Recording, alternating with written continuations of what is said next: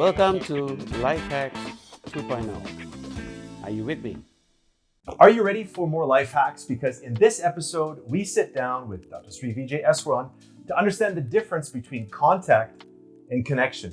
And in doing so, help us learn how to build deeper and more meaningful relationships as we navigate our way through life. Dr. Sri, thank you so much for joining us today. Always a pleasure. Contact versus connection. What is the difference?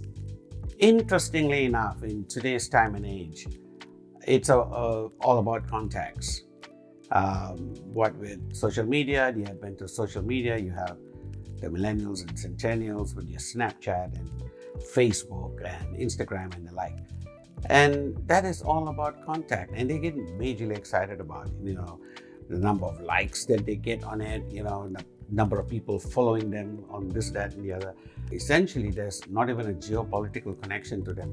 There is nothing. But those contacts is what they live for, which is why they say that Gen Z, for example, is more lonely than all the others, the previous generation, so to speak. So what about connections? Connections is the only thing that I care about. Meeting someone new and getting to know that person, being influenced by or contributing to that person's life, that makes all the difference in the world. I have always been about exactly that, connections. If I stand here today, it's because of the people that I have built connections with throughout my lifetime. And they have carried me thus far, and I seriously believe every time when I say companies don't succeed and people do, this is exactly what I mean. It's the connections. That's all that counts. But how did you choose who to connect with, and how did you decide that connecting with this particular individual was worth your time? Well, then again, you see, I favorite saying of mine, there are no flaws in the master plan. My position is that the people you intend to meet, the people you do meet, have always been intended for you. They have a purpose, just as you do in their lives. They have a purpose in yours. To find that purpose, to employ that purpose, to discover that purpose is essentially your life's journey. It's not that I actively go out there to pursue these connections. They happen. And more often than not, they surprise me more than they do anyone else. The last person that I expect to be able to, contribute towards our common vision or goal could turn out to be the exact person I'm looking for. And therefore, connections have always surprised me, never failed to surprise me. It's amazing that the most quietest, reserved individual can sometimes bloom into somebody else altogether. And does it happen naturally? Some people talk about that instant connection, that instant chemistry. So obviously the level of effort varies from person to person. So how important is it to put in that effort to build that chemistry with those that come across your path? I also have another favorite saying of mine. Effort is yours. Results are his. So on your part, the best that you can do is just put in your best effort. Yet another very important saying of mine.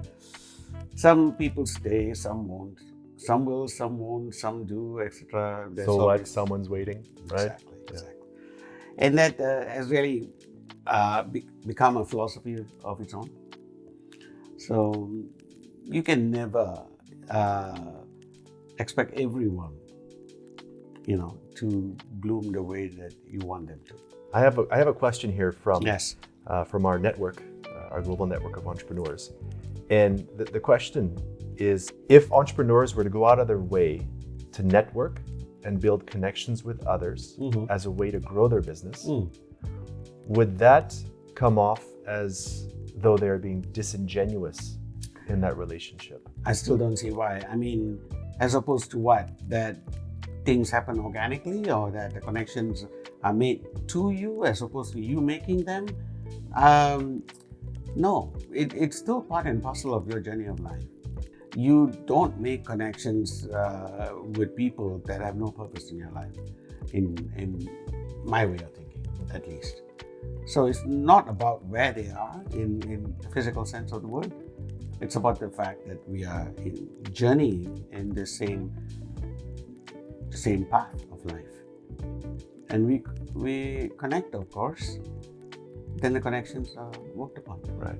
So it actually goes back to a previous episode where we talked about intent versus mechanism, because the intent, if your intent is just to build contacts, there really is nothing, there's no substance to it. But if your intent is to connect with everybody that comes across your path, you will build a more fruitful life. So again, contact versus connection.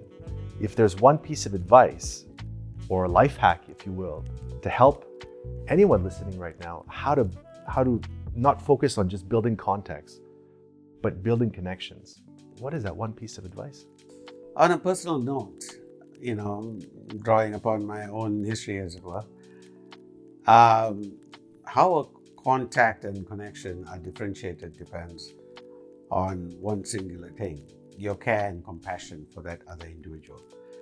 In terms of a connection, without referring to anyone in particular, one of my closest associates at the time and I had a major disagreement on his particular choice of particular life choice, as it were, and ended up with us going our own different paths for a while, and he chose to basically withdraw himself.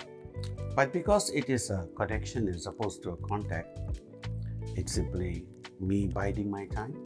I waited, and eventually he came back, and we were able to rebuild our relationship to a far stronger and more stable level, so to speak. So connections should last. If at all, they should last a lifetime. Today, thanks to Dr. Sri Vijay's profound insights, we understand the value of building meaningful connections with the people around us. After all, we are the sum of the people we surround ourselves with. Thank you for today's episode, Dr. Sri Vijay. You know what? It's always a pleasure to learn from you. So thank you so much. Thank you as well. Let's continue to build deeper connections. And until then, remember to like, share, subscribe, and tell us what were your key takeaways from this episode. See you in the next one.